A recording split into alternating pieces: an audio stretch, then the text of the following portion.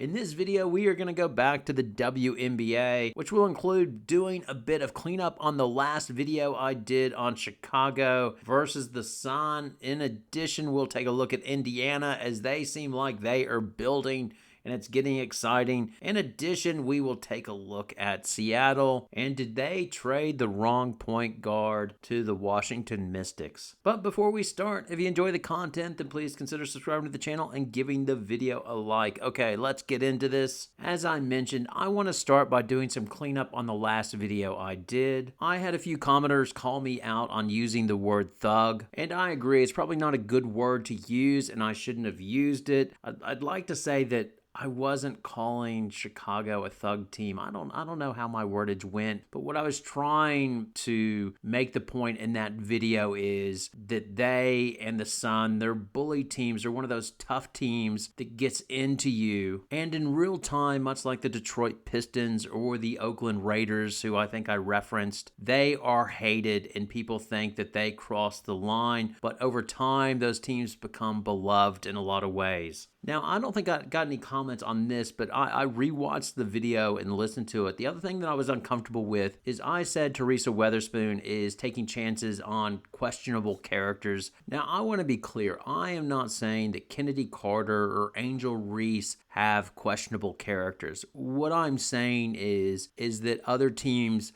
or other coaches more like might have been scared away from them. Well, obviously Kurt Miller was because he decided to cut her even though she had a guaranteed contract. And overall, what I was saying, much like John Madden, he didn't care how players did up their hair, what they wore, how they spoke to the media. All he cared is they were on time, they paid attention, and they played hard. And if that's what Weatherspoon is doing and she's taking a chance on these players that other people have questions about and she makes her own assumption or judgment on them during training camp and they play hard, they pay attention, and they're on time and she keeps them on her team and she gets value out of their talent, then that's a good thing. That's the point that I was trying to make and why I said that I think that she has done a good job. As oftentimes coaches, they won't look outside the box at all. Everybody has to fit into our system. No, we can't bend a little bit and take a player that's slightly different or outside the norm and have them fit into our system or work with them so they fit into our system. And I think that's good. I think it's good that she brought in Chennedy Carter. I think it's clear Chennedy Carter is an amazing talent and it's a good thing that she's in the WNBA. Now, the last thing I will mention on that video is I think Angel Reese took some friendly fire, if you like, or she wasn't the real part of the video was Chennedy Carter and was it a cheap shot or not that she put on Marina Mabrey. And during the video, I mentioned how Chicago is developing a bit of a reputation, potentially, and then I showed a clip of Angel Reese hitting Angel Clark with like a swinging arm, if you like, when Clark is going for a layup. But to be honest, I don't think Angel Reese is a dirty player. I think Angel Reese plays hard. She's a monster on the board. She won't be stopped. And she has a good motor and goes for it. And I've said before, I have no issue with Angel Reese. I like the way that she plays in a lot of ways. She plays hard defense, she passes the ball, and by all accounts, she is a good teammate. So I do want to be clear, I do not think that she is a dirty player. Now with Chennedy Carter, I just think Chennedy Carter has, I don't know what she was trying to do with Mabrey. I would like to give her the benefit of the doubt and just say overall, she has a technique problem. She tends to go in with that swinging arm when she's going with the ball with force. And I showed in the video, she's done it like 3 times. She got Jewel Lloyd, and then she's gotten Diggins Smith as well just this season. And then Mabrey's the third one. It sounds like the WNBA is not going to give her a 1-game suspension as they're standing by their policy. You need 5 flagrants to be suspended.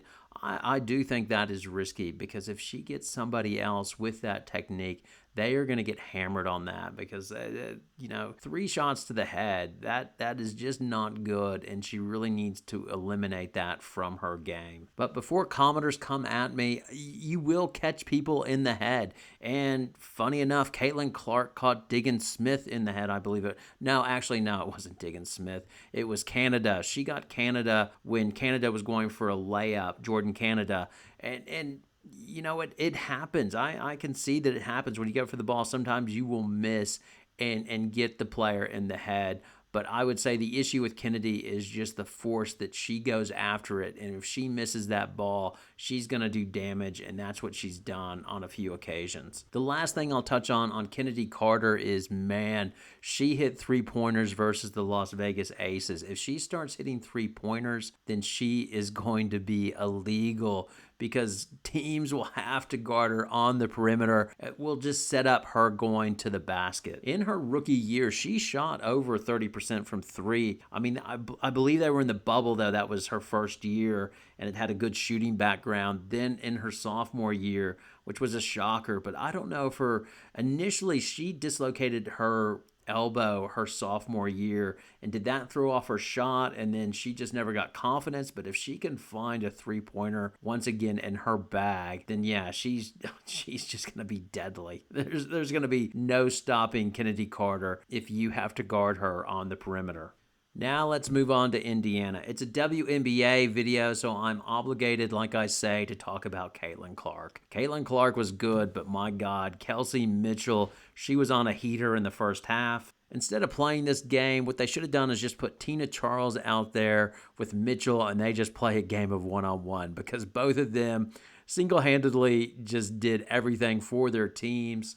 In regards to Clark, she just looks so comfortable out there now. She's controlling things. There was one point where they needed a basket, and she took her time and sort of set up like they were going to do a pick and she was going to dump, but then she went to the hole on the basket, and it was just an easy layup for her. And you can just see that she is just figuring it out game by game. The Olympics, just to give her a 2-week break, I think that is why the WNBA should be very, very worried about Caitlin Clark going into the second half and going into the playoffs. And that is probably slightly hyperbolic, as I don't know if they'll get a playoff series win or not, but they are really on Phoenix trail right now. I could see them passing Phoenix, because Phoenix's schedule is tough going down the home stretch, where Indiana's schedule is pretty darn easy.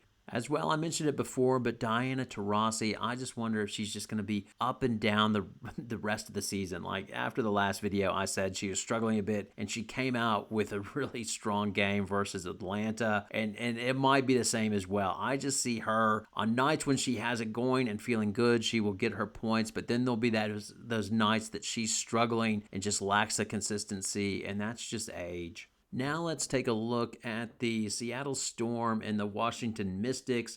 The Mystics got the upset win by 2 points, and it's the same story for the Storm, which is they are getting killed by their backcourt. Diggin Smith and Jewel Lloyd just cannot hit shots right now. Is it a slump? Who knows? Reminds me of The Natural, where they keep on having the priest come in and talk to the team, and he talks about how it's a curse, it's contagious. Losing is a disease. But it's curable. Is this curable? You would think both those players are eventually going to find their shots. You would think, because they've both played in the WNBA for a long time, and it's just a minor slump, and once they get their shots back, they will be there and will be a tough out of the playoffs. But tonight, it was not good, as both of them did not get it done. Lloyd was 5 for 18, and she was 2 for 7 on 3-pointers, so that was 28% on 3-pointers. She was 28% on 3-pointers and 27% from the floor. And then Diggin Smith was 4 for 10 from the floor, so shooting 40%, and then she was 1 for 4 from 3. Now, in the tease, I mentioned, did Seattle trade the wrong point guard? And obviously, I'm talking about how they traded Jada Melbourne from the Storm to the Washington Mystics. And I imagine if you're still watching this video, you probably watch my content. If you do, one of Back to Sports' biggest strikeouts, or the one we got wrong the most, was when I made the initial assessment that Nika Mule was going to be the one that be cut, and Jada Melbourne was going to make the team. And I made this beautiful ration argument. I was looking at the salary cap and who they were likely to keep, and even if they wanted Nika Mule, they would still be over the cap, and well, I was wrong. And part of my rationale for thinking they would keep Melbourne over Mule was because they are now a championship contending team. They don't have time to be bringing in a green rookie and trying to develop them. They're not in that phase. And Melbourne had a year in their system, and obviously you'd be better after your second year. So I did not understand keeping Nika Mule over Melbourne. And don't get me wrong, Jada Melbourne is not lighting the house on fire. Like, she's a solid backup point guard. She's averaging about 5 points a game, just under 2 assists. And Nika Mule, in comparison, isn't doing anything. But even if Jada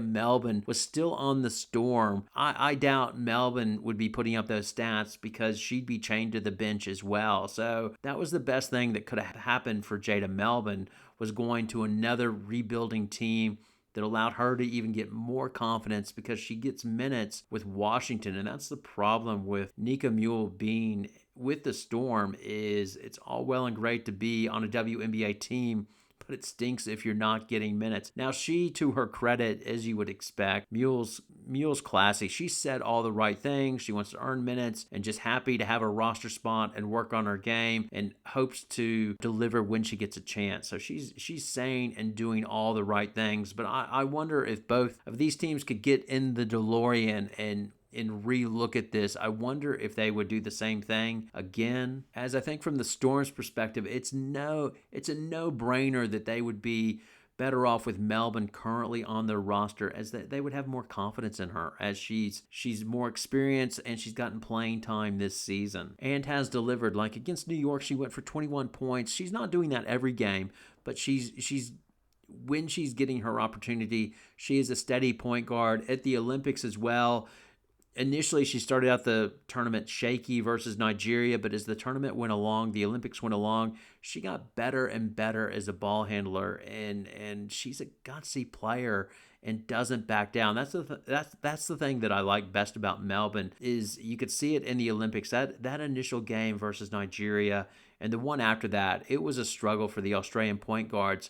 But Brondello stuck with her, and it really paid off towards the end. I think it was the one before the bronze medal game. She had a really nice game and really helped deliver for them in the clutch, and really paid off Sandy Brondello's confidence in her, or maintaining the confidence. Now with the Mystics, I wonder if Nika Mule was on the table. Let's say the Storm said, hey, no chance, we're trading you Jada Melbourne. I wonder if they would have traded for Nika Mule. And in hindsight, that wouldn't have been too bad for Washington, I believe, because if you're not aware, well, obviously you're aware, but they are in the running for the Paige Becker sweepstakes. They're not tanking as well as the LA Sparks, but they will probably have the second best odds. But I find it interesting, as Dallas odds and the Washington Mystic odds are basically, they're going to be impacted by the outcome of who winds up winning the 8th playoff seed. If Chicago wins it, then Atlanta drops into the lottery,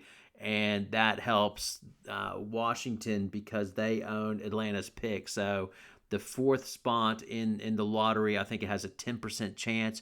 You combine that with Washington's own chance, and it gets them just right behind the Sparks in terms of their ability or their odds to win the Paige, the number 1 pick lottery, which is presumably Paige Becker's.